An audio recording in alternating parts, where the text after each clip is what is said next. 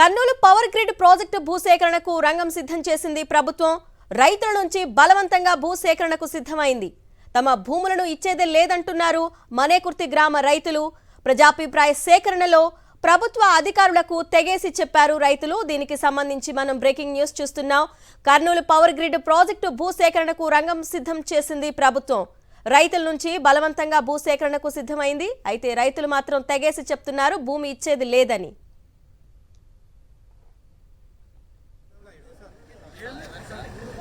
రైతుల భూసేకరణ బలవంతం భూసేకరణ రైతులను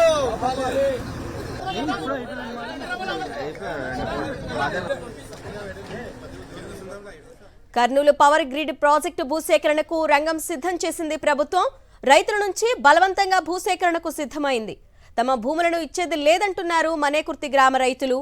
ప్రజాభిప్రాయ సేకరణలో ప్రభుత్వ అధికారులకు ఈ విషయాన్ని తేల్చి చెప్పారు.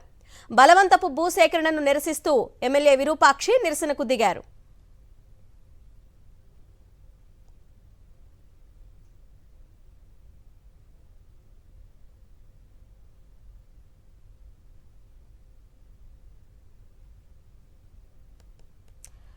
రైతుల నిరసనకు సంబంధించి డీటెయిల్స్ మా ప్రతినిధి లోకేష్ అందిస్తారు. లోకేష్, చెప్పండి, రైతులు ప్రధానంగా ఏం చెప్తున్నారు? అధికార ప్రభుత్వానికి భూములు ఇచ్చేది లేదని తెగేసి చెప్తున్నట్లు తెలుస్తోంది.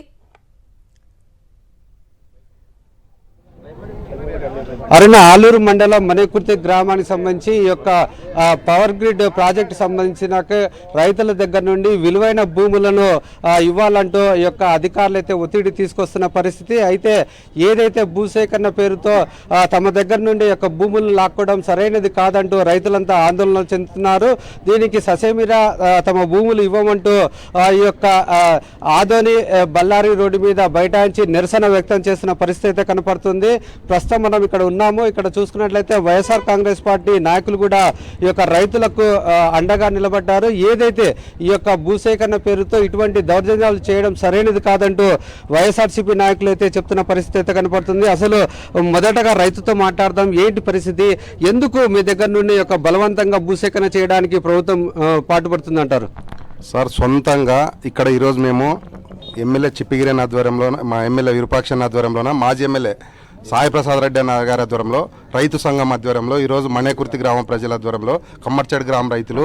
మీకు రైతుల యొక్క సమస్య ఏంటి? ఎందుకు మీ భూములని ప్రభుత్వానికి ఇవ్వడానికి మీరు ఎందుకు వెనుకాడుతున్నారంటారు? సార్, స్వతహాగా వాళ్లే వచ్చి, పవర్ గ్రిడ్ వాళ్ళు వచ్చి వాళ్ళే లొకేషన్ సెలెక్ట్ చేసుకుని, అది కూడా గడ్డి పోచపడని పొలము, నల్లటి భూములు, శనగ పంటలు పండే పొలాల్లో సెలెక్ట్ చేసుకొని, ఒక రైతు ఎక్కడైతే రైతుగా జీవిస్తున్నాడో అటువంటి పొలాలను సెలెక్ట్ చేసుకొని అటువంటి రైతు జీవితాలను నాశనం చేయడానికి పవర్ గ్రిడ్ వాళ్ళు పూనుకున్నారని నేను చెప్తున్నాను. ఎందుకంటే జీవనాధారం వాళ్ళు రైతుగా జీవించి వాళ్ళు వ్యవసాయంగా జీవనం సాగిస్తున్న పరంగా వస్తున్నటువంటి భూమిని వాళ్ళు జీవనం సాగిస్తూ వ్యవసాయంగా జీవిస్తున్నారు. కానీ వాళ్ళు ఒక ప్రామాణికంగా లేకుండా పవర్ గ్రిడ్ వాళ్ళు దీనికి అధికారులు, ఆర్డీఓ అధికారి అయితేనేమి, అదేవిధంగా ఎంఆర్ఓ వాళ్ళు అయితేనేమి, పవర్ గ్రిడ్ వాళ్ళకు ఒత్తాస పలుకుతూ రేట్లు ఏమన్నా అడిగితే నిరంకుశంగా మీకు ఇంతే ఇచ్చేది, జనరల్ అవార్డు పాస్ చేస్తామనే అధికారం వాళ్ళకి ఇవ్వలేదు. రైతులు అనేక సంవత్సరాలుగా పంటలు పండిస్తూ జీవనం సాగిస్తున్నారు. ఇక్కడ అదిగిన పోతే రైతులు ఇక్కడ ఆత్మహత్య శరణమని నేను తెలియజేస్తా ఉన్నాను. ఇయ్యకున్నా కానీ దౌర్జన్యంగా తీసుకుంటామంటూ ఆర్డీఓ అధికారులు చెప్తున్నారు కదా, ఎట్లా చూడొచ్చు అంటారు? ఇది నిరంకుశంగా ఈ ప్రభుత్వం, ఎందుకంటే ఈ రైతుకు దీని మీద ఆధారపడుతున్నారు కాబట్టి దీనికి మంచిగా మాట్లాడి కన్సెంట్తో చేయాలనే ఆలోచన కనపడట్లేదు. ఇందులో కొంతమందిని పర్సనల్గా మాట్లాడి లోపకారిగా ఏమైనా రేట్ అడిగకపోయినా, ఏదైనా పొలం మిగిలిన ఇటు కట్ అయినా కూడా రైతు అనే వ్యక్తి లాస్ అవుతున్నాడు. అది ఏమైనా కొద్ది 20 సెంట్లు, అర్ధ ఎకరం లాస్ అవుతున్నాడు. NH 167 ఒక ప్రొసీజర్గా, ఒకలాగా ప్రొసీజర్ ఫాలో కావడం లేదు. ఎందుకంటే సొంతంగా వాళ్ళే రావడము, వాళ్ళతో మాట్లాడము, లోపకారి ఒప్పందంగా మాట్లాడుతున్నారు. రేట్ విషయంలో కూడా వాళ్ళు సొంతంగా వాళ్ళే నిర్ణయించడం, ఇంతే తీసుకోవాలా, వాళ్ళకి ఏ అధికారంతో మాట్లాడుతున్నారు ఇది? ఎందుకంటే ఆర్డీఓ అధికారి కూడా ఒక డివిజనల్ మేజిస్ట్రేట్ ఆయన. ఎందుకంటే రైతులను బలత్కారంగా ఆయనే ఏదో మాట్లాడకపోతున్నాడు. ఈరోజు పవర్ గ్రిడ్ వాళ్ళకి కొత్త పలుకుతున్నాడు. 18 లక్షలు ఏమొస్తుందండి ఈరోజు? ఆ మంచి పంటలు పండేవి ఈరోజు 2 పంటలు పండుతాయి. జీవనాధారంగా జీవిస్తున్నారు. వంశపారంపరంగా భూమిని నమ్ముకొని జీవిస్తున్నారు. అటు రైతులకు వైఎస్ఆర్సీపీ ఎమ్మెల్యే కూడా మద్దతు నిలిచిన పరిస్థితి, నాయకులు కూడా ఉన్నారు, వారితో మాట్లాడదాం. ఎట్లా చూడొచ్చు అంటారు? ఈ రోజు చూసుకున్నట్లయితే అధికారుల యొక్క ప్రైవేట్ సంస్థకు ఒత్తాసు పలుకుతూ రైతుల మీద ఒత్తిడి తీసుకొస్తున్నారు. ఏ విధంగా చూడొచ్చు అంటారు? రైతులేమి ఇక్కడే మేము భూమి పొలం అనట్లేదు. వాళ్ళు మంచి పంట సాగు చేసే భూములు ఇవి సాగు చేస్తున్నారు. మాకు మంచి పంటలు ఇదే మాకు జీవనాధారం ఉండేది. మా గ్రామానికి మనేకుర్తి గ్రామానికి 300 ఎకరాలు ఉంది. దాంట్లోనే 200 ఎకరాలు తీసేసుకుంటే మా బతికెట్లా, మేము ఎక్కడ పోవాలా ఇక్కడ నుంచి అనే విధంగా వాళ్ళు మేము మా భూములు మంచి భూములు ఇచ్చేతరు లేవు. కొన్ని సాగు పనికిరాని భూములు కొన్ని ఉన్నాయి. అక్కడ ఎంత కావాల్సిన మేము ఇస్తామని వాళ్ళు చెప్తున్నారు. అయినా కానీ అధికారులు అయితే చాలా ఈరోజు ఎంత దుర్మార్గంగా ఉందంటే, ఈ కూటమి ప్రభుత్వం వచ్చినాక వాళ్ళ రైతులకి పట్టించుకున్న పరిస్థితి లేదు.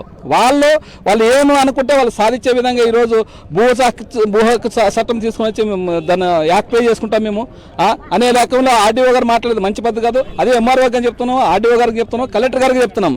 మీరు ఏమైనా రైతుల నుంచి దాదాపు 80% మంది రైతులు ఓకే అంటేనే ఒక చట్టం ఉంది. 2013లో చట్టాన్ని చేసినారు.